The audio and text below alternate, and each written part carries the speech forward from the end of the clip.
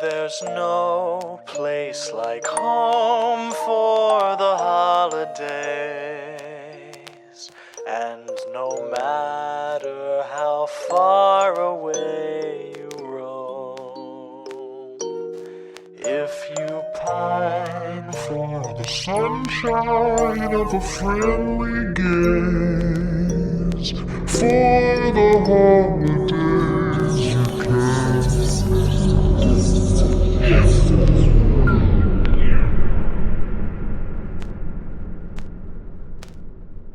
Welcome back to Horror for the Holidays, Stocking Stuffers.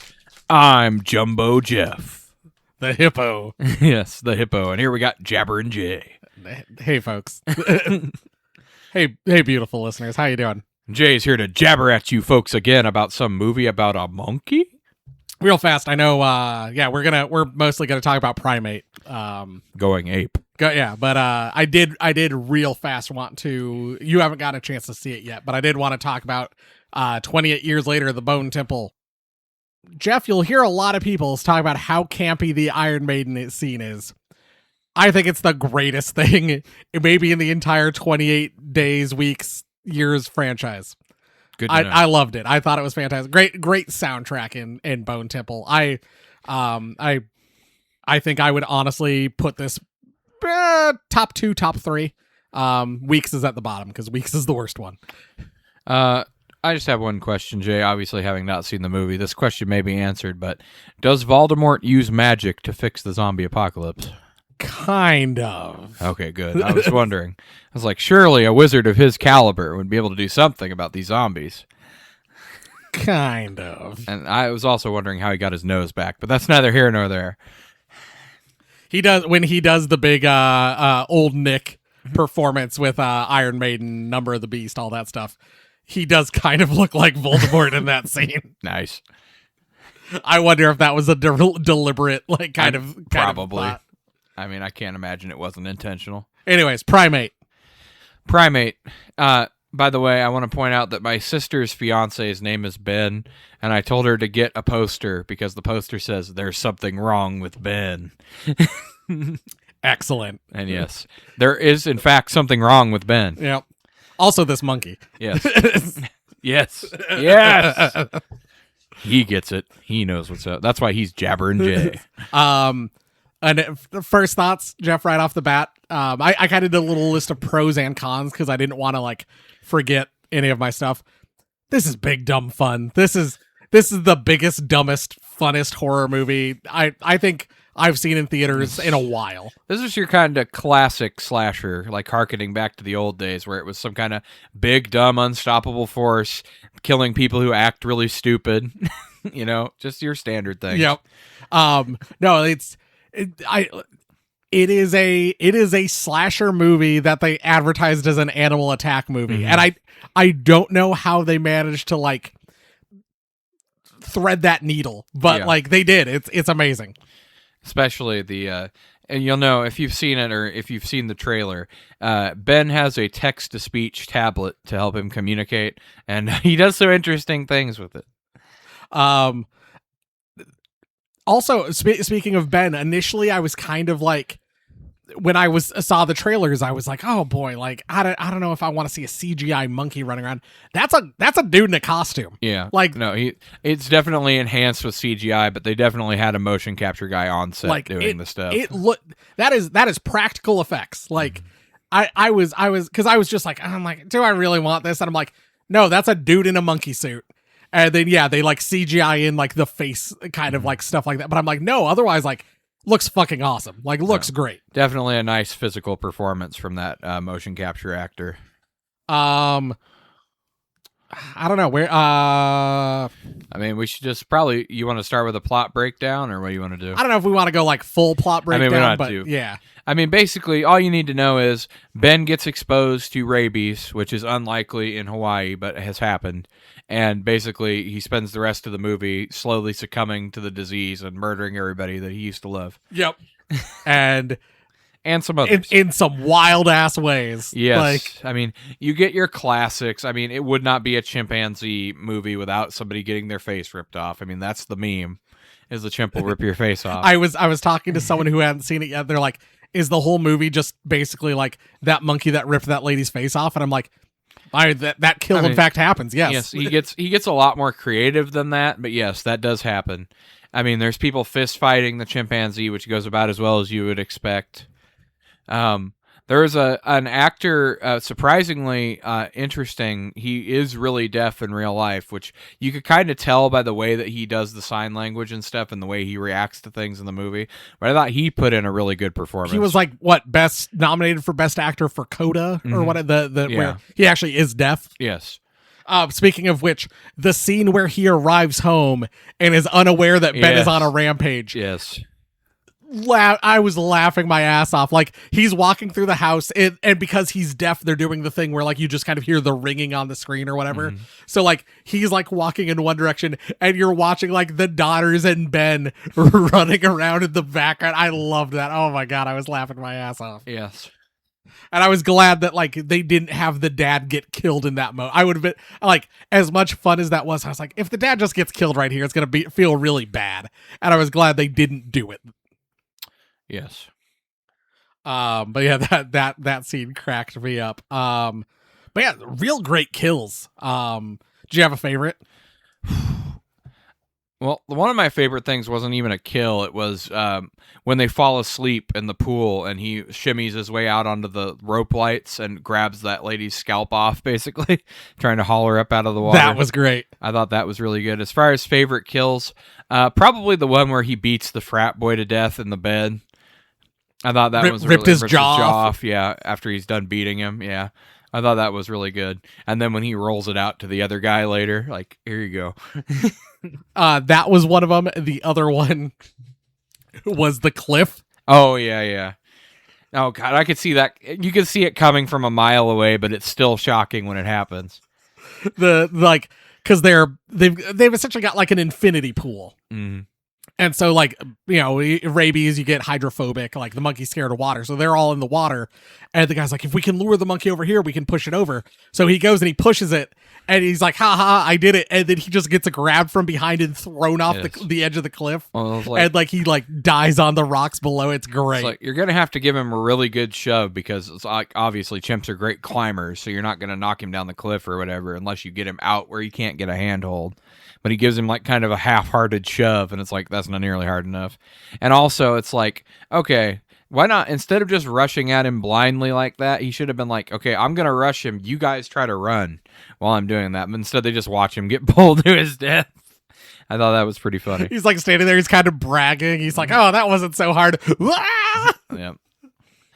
But no, I thought it. And moral of the story, folks, if you're going to have a chimpanzee on your property, keep a gun around so you could shoot it.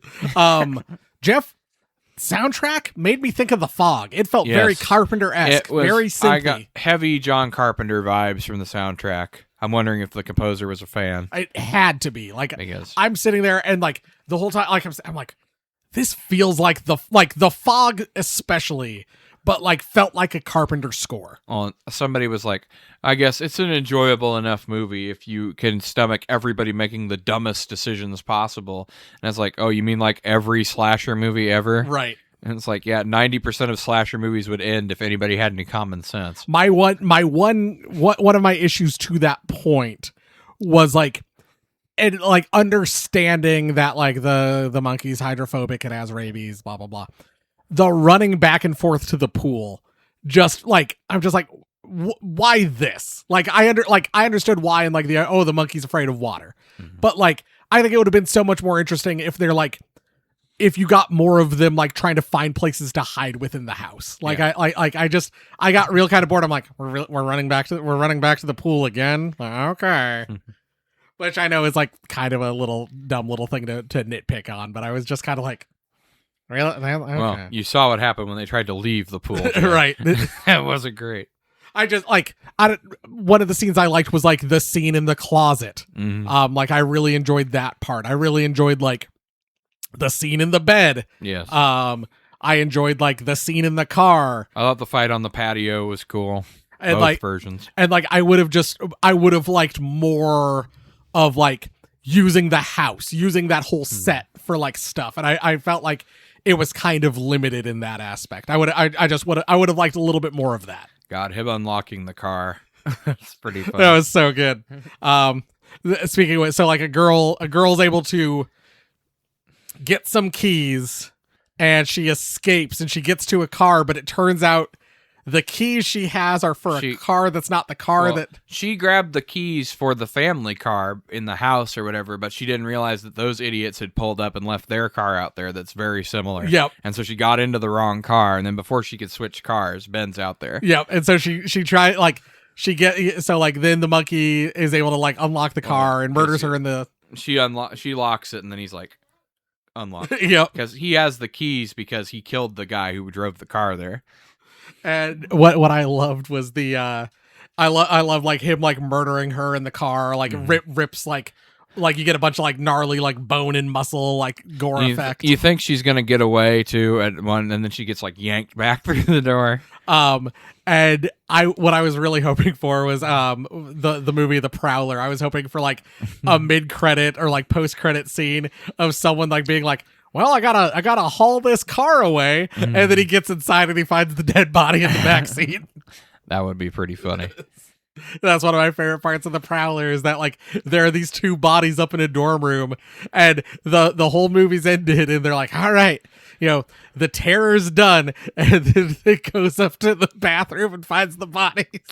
I also learned an interesting thing after the movie, because they're like, Ben got bit by a mongoose and got rabies. And I'm like, mongoose have rabies? Apparently 90% of mongoose carry rabies. I did not know that. But they're immune to the effects of it, but they can still pass it to you. So like they won't die from it, but they can still give it to you if they bite you. So yeah, apparently it's a pretty big problem.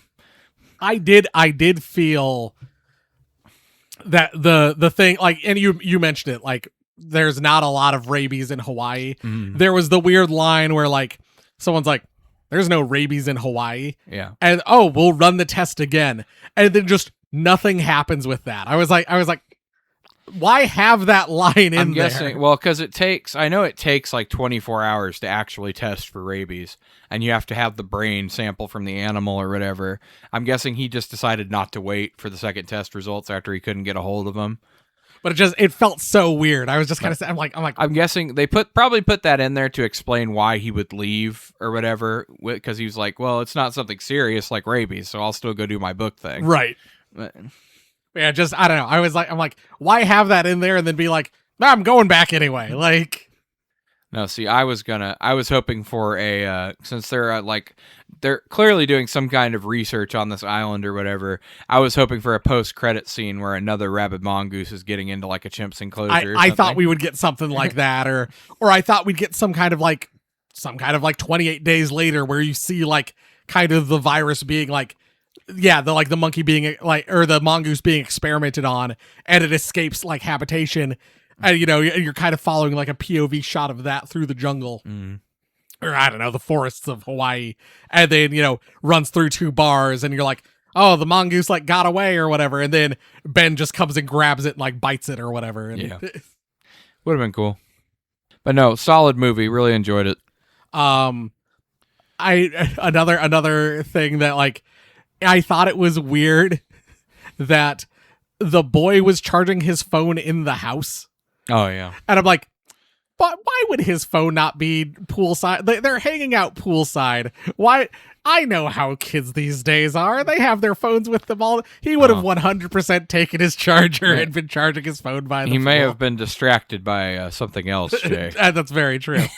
Also, speaking of the girls, boy, we had a real Black Christmas 2006 where like the three, like, other than the little sister who's just noticeably younger, the three girls all looked exactly the fucking same. You could barely tell the difference between them. Yeah. Like which one am I supposed to care about? The only way I was able to tell is like, okay, so one of them is half Asian or half Hawaiian, one of the two, like native Hawaiian. Yeah.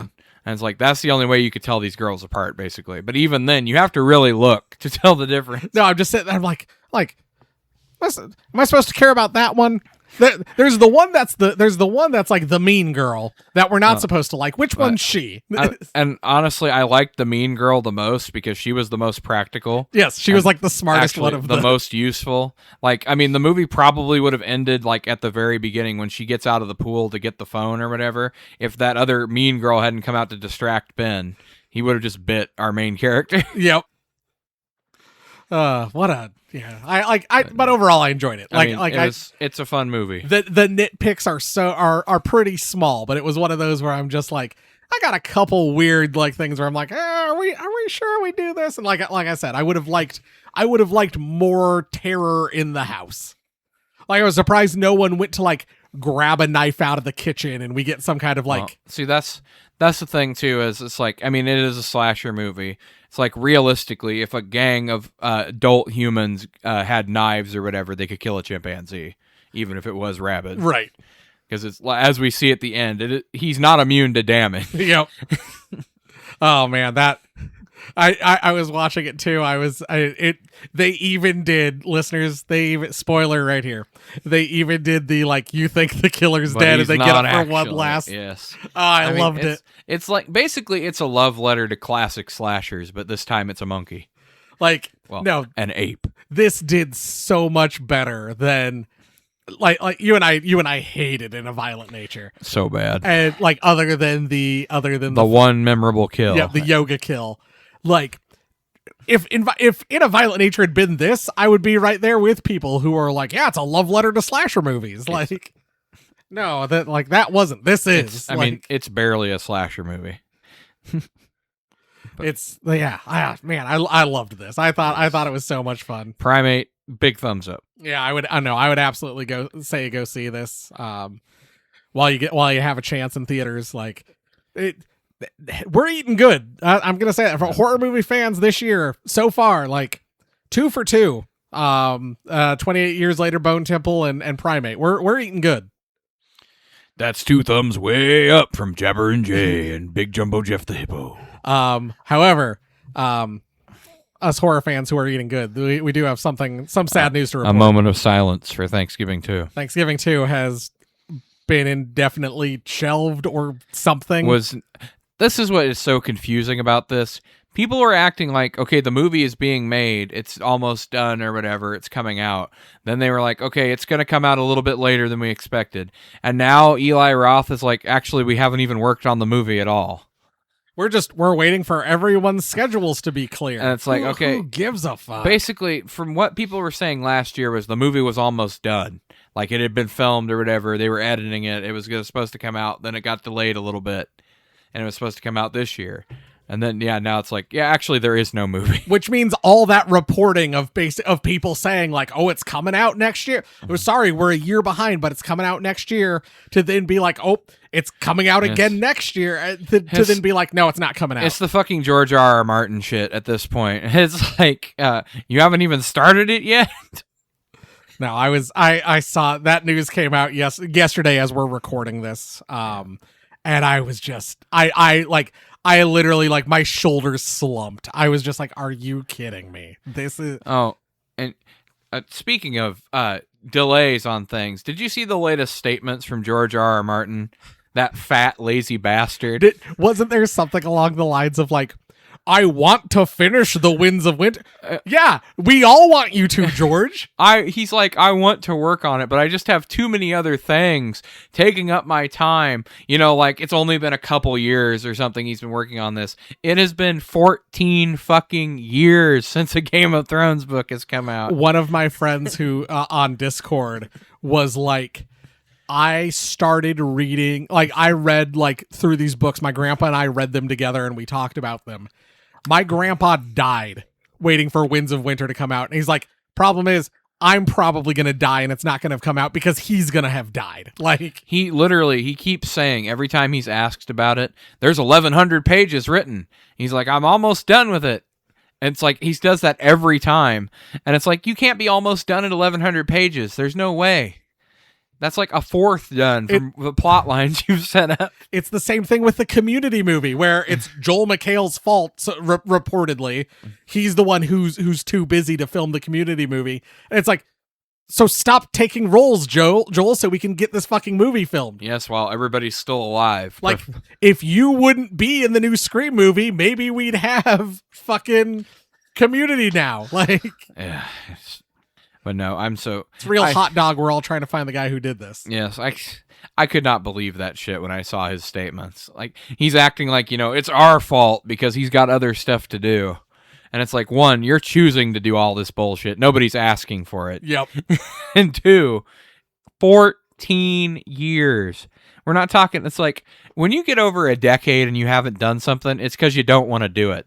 It's not because you haven't had time. Oh, no. Now he's getting paid to fucking come up with the background, the lore for Elden Ring. Well, and he's been done with that since 2019 because he keeps using that as an excuse. I got video game projects I'm working on. It's like, you haven't worked on a video game project for 5 years, George.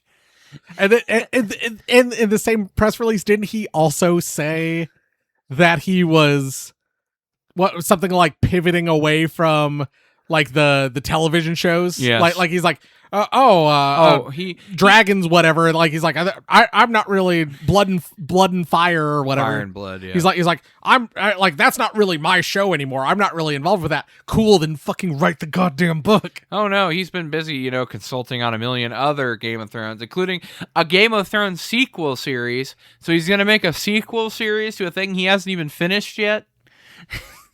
Sounds about right. I mean, it's getting to the point of being fucking ridiculous. And then he has the balls to act offended when somebody at a convention was like, okay, George, you're not going to be around that much longer. So what's going to happen with the book? And then he acts all offended. It's like, okay, you are fat and almost 80 years old. How long do you think you're going to live, George? Yeah. I mean, at the current pace that he's writing, even if he lived another 2 decades, he wouldn't be done. Yeah, we're never getting it. It's not. Yeah. People need to just give up hope. And yeah, all that to bring it back around.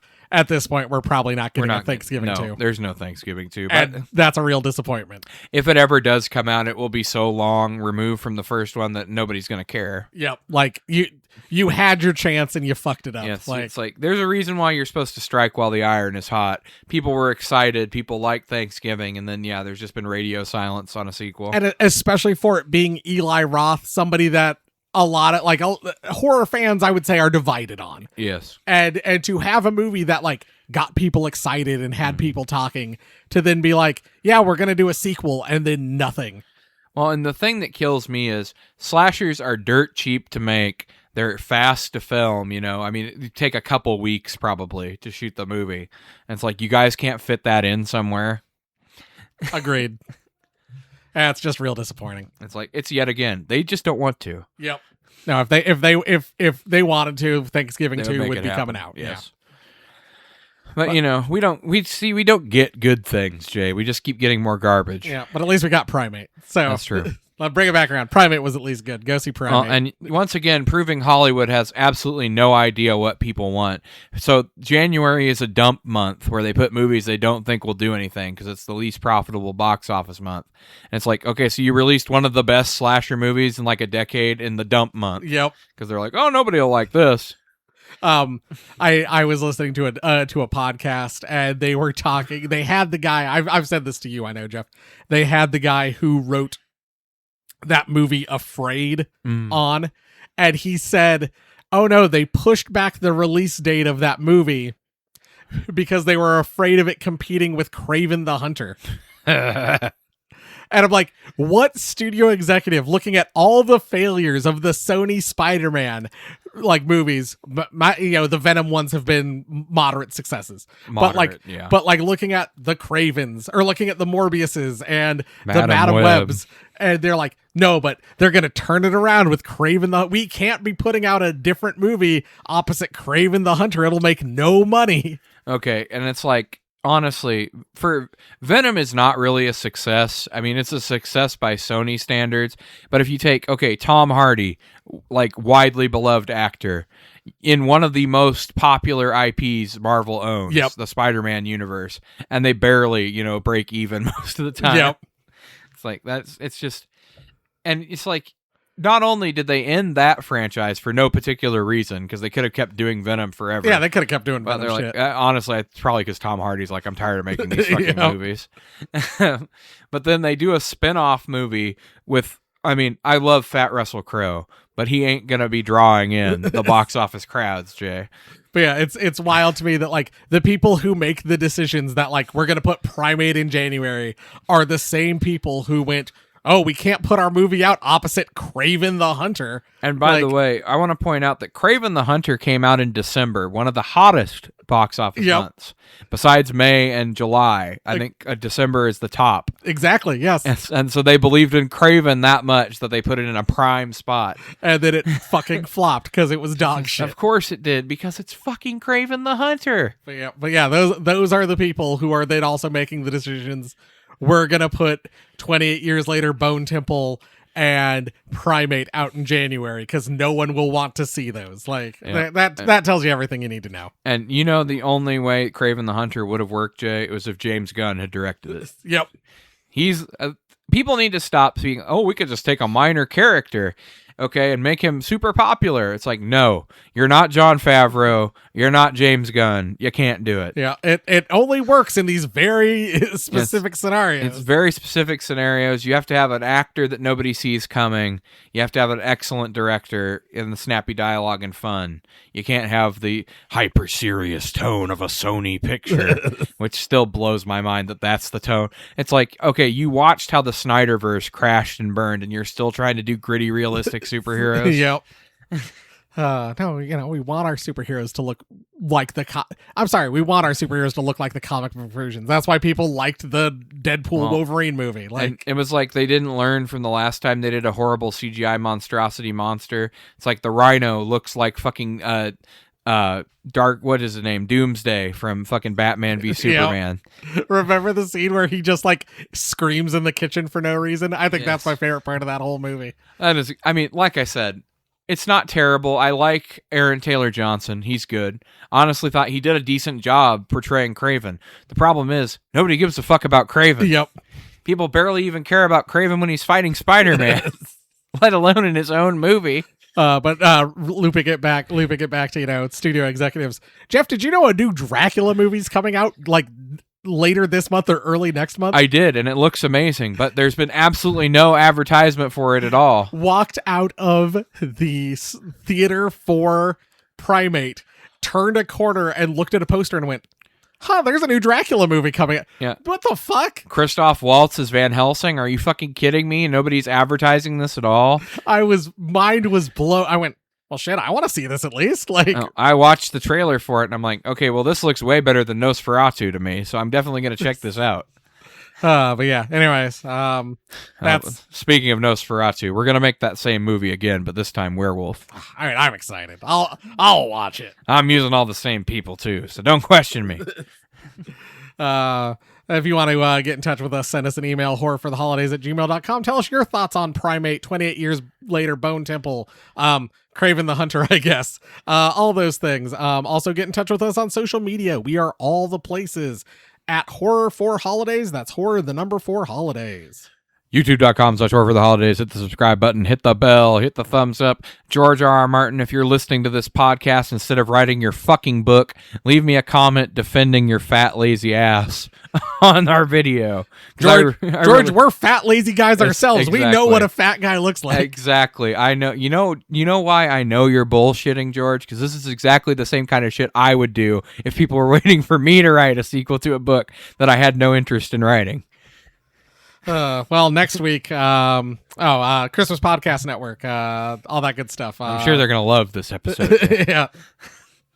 Go check them out. There's better stuff than this. Go listen to the Christmas Podcast Network. We are the greatest show that has ever existed.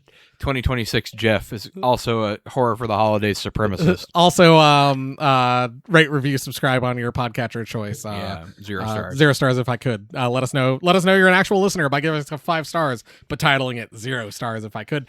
Jeff, next week we're ramping up to Valentine's Day, and we're gonna have Angel from Buffy. Oh boy.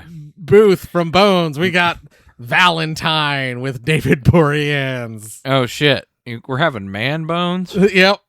We got man bone, but no lady bone. No lady bones. Yeah, Denise Richards, I think.